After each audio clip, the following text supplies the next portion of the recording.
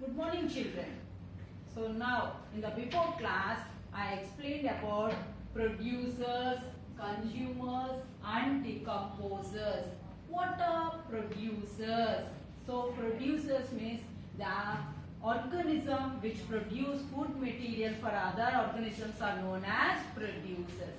These producers, consumers and recyclers we are studying in the ecosystem. What type of ecosystem it is?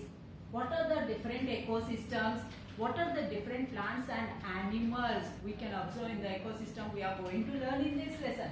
While explaining that, I explained about the producers. Producers are nothing but the organisms which can produce the food material for the other living organism. How they are able to produce a food material for the other living organisms means only through a process called photosynthesis. Through photosynthesis, the plants will prepare their own food material. Next one, come to the consumers. Consume means to take. So these animals, they depend on the plants for their food material. These consumers cannot prepare their own food material. So they directly or indirectly they depend on the plants for their food material. Such animals are called as consumers. Once again, these consumers are also divided into three types, that is primary, secondary and tertiary consumers. That we are going to learn in the higher classes. Next one, come to the recyclers. Recyclers are also known as decomposers. They will decompose the waste material, that is dead and decaying matter. Once again, they will return the nutrients into the soil which are present in the dead plants and dead animals. So these are very important in an ecosystem. These will act as a scavengers, means in removing the waste material. After removing the waste material, what they will do? Once again, they will return all the nutrients into the soil, which is once again useful for the plants. So this cycle continues. The plants, when they die, once again they get mixed in the soil. The nutrients are transferred into the soil once again by these recyclers, and once again in these nutrients which are present in the soil is obtained by the plants. Now come to this ecosystem. For example, ecosystem, a park ecosystem you take. In the parks you can find many plants. On these plants we can find many insects. Among these, again, beside insects you can find many birds.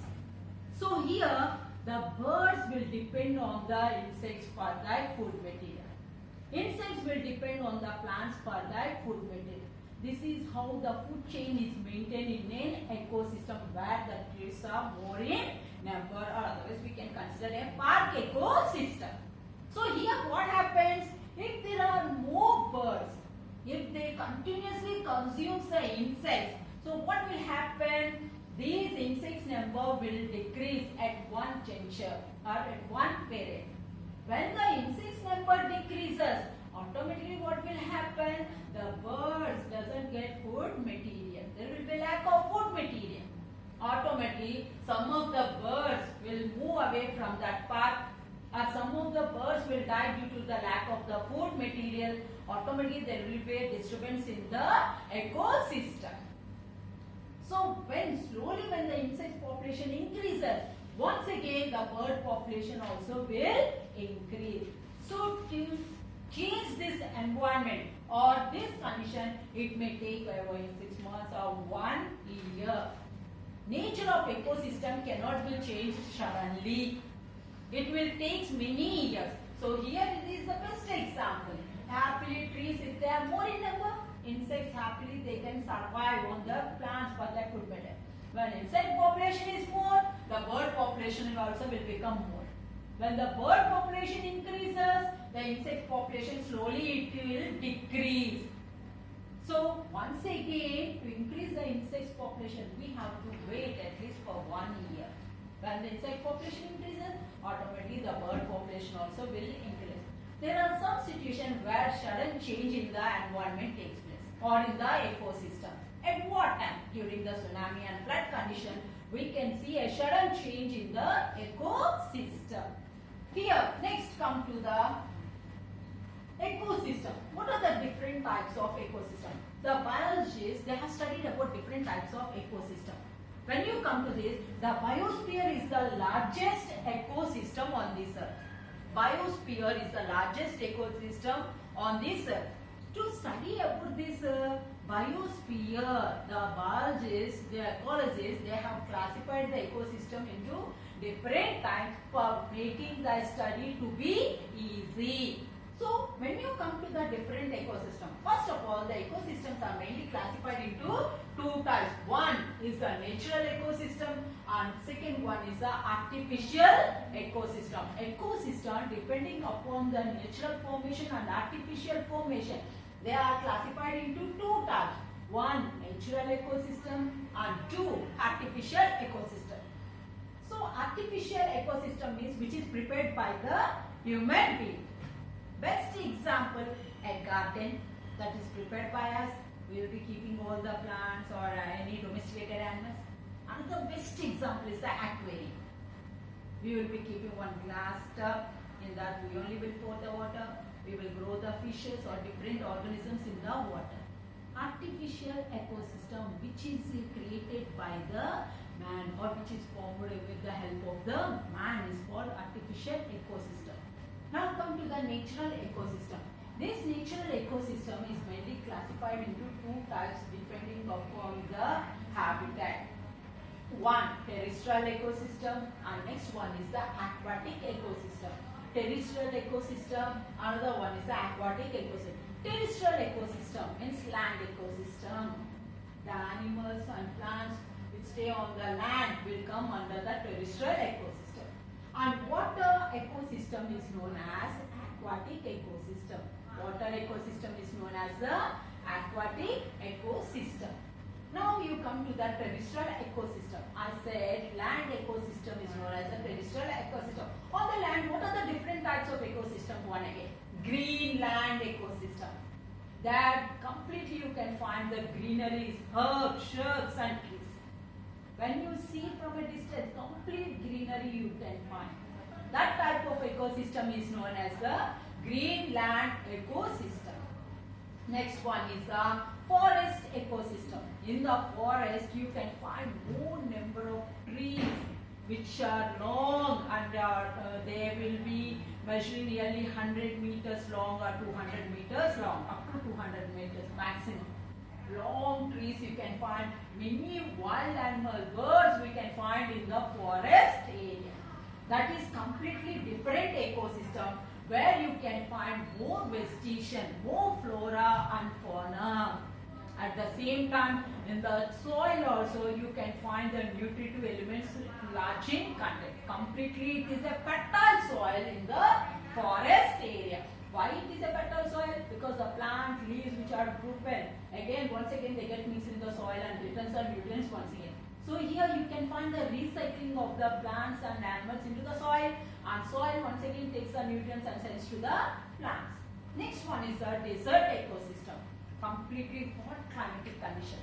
To survive in the hot climatic condition, the plants and animals have to habitate or they have to change the habit. According to the condition, they can survive. They will survive by changing certain modifications in their body. So, desert ecosystem is completely different ecosystem. Here, they are having the special organs to survive in the desert ecosystem. I am going to explain in the next part of the lesson. Next one is the aquatic ecosystem.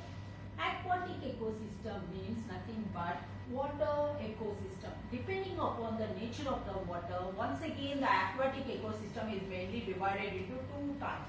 One, freshwater ecosystem, and second one is the marine water ecosystem. Marine ecosystem, freshwater ecosystem, marine ecosystem.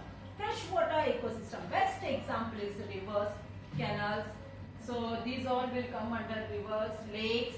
You can include in the freshwater ecosystem. Marine ecosystem, seas, oceans will come under the marine ecosystem. So this is the full chart of the ecosystem. Ecosystem depending upon the formation naturally but by artificial. It is divided into two. One natural ecosystem, next one is the artificial ecosystem. Natural ecosystem, once again it is classified into two. That is terrestrial ecosystem and aquatic ecosystem. Terrestrial ecosystem, depending upon the number of plants, animals on the soil. Once again it is divided into three types. Greenland ecosystem, forest ecosystem, desert ecosystem. And when you come to the aquatic ecosystem, it is mainly divided into two depending upon the nature of water. That is freshwater ecosystem and marine water ecosystem. So this chart is very, very important. Next one, come to the mangrove ecosystem. This ecosystem is entirely different. Why? Because in the mangrove forest area, we can find two types of water. One is salt water and another one is salt water and another one is a fresh water. In the mangrove ecosystem, due to the change in the water nature continuously, the animals are adapted to here are showing different habitat. So they are showing the different nature. What is that nature? I am going to explain. So here mangrove ecosystem, continuously you cannot find the same content of the salt or same content of the fresh water. Continuously there is a change in the fresh water and as well as the salt water. Where this you can find the mangrove ecosystem in our AP, means it is situated south of the Kakinada Bay. And from the Visakhapatnam, it is away from the 150 kilometers south from the Visakhapatnam. There you can find the mangrove ecosystem. Here the water, when the tidal part is more, when tides are more, automatically in this water ecosystem, that is in the mangrove ecosystem, we can find more saltiness. When the tides are less, more you can find the fresh water. Due to the continuous change in the nature of the water, the animals are well adapted to stay in this mangrove ecosystem. So, what are the different producers, consumers and decomposers which you can find in the mangrove ecosystem? So, if you come to the producer, in any type of ecosystem, you can find the producer. So, here we are having the salt water and as well as the fresh water. Hence that, the producers which are growing well adapted to this condition is the mangrove forest and algae and Spirogyra, etc. This mangrove forest contain more endangered species of plants and animals. Endangered species of plants and animals we can find in the mangrove forest area. Okay. Next one, consumers. When you come to the consumer, when the producers are there, definitely you can find the consumer. What are the different types of consumer? Shrimps, crab, snake, turtle, etc. These consumers will depend on the producers. And when you come to the decomposer, there you can find more and more bacteria and fungus. These are the certain biotic components which you can find in the mangrove forest area. And this mangrove, when you come to the mangrove forest which is present near to the Kakinada Bay, is nothing but the Coringa forest area. Coringa mangrove forest area. This Coringa mangrove forest area gets the water, fresh water from the Gaderu and Coringa river and salt water from the Kakinada Bay.